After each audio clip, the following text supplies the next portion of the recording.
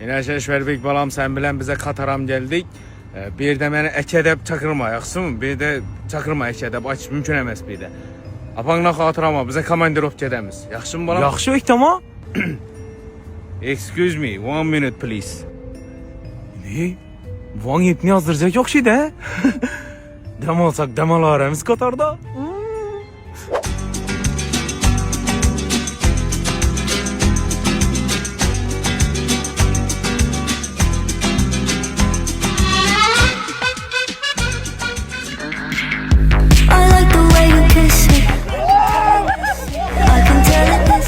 Eke. Mən sana əkə demədəm mən ki, mən sana əkə demədəm. Mən bışqalan təpkən yanında uyaltırma məni, şeşver.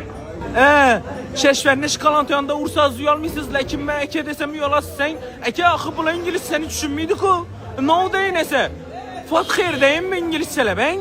Yox, Fatxirməz, Bratxir desəng oladı balam, düşündün mü? Bratxir deyim mi? İkiyinən bir gün xanağa girmə, yaxşım?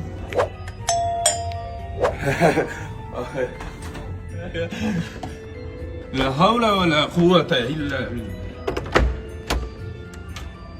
Esselam Baxram Bey, yaxşımısınız? Makara sen şet geldin beri. Axı mən Aventuradan tur paket taxlap verdiler, gələ verdim. Bir şeydə bir yengil təşkillə, bu turda kəşkalant qızla bilə 2-1 gündə də bir işgənim üçün gələ verdim axı. Ne?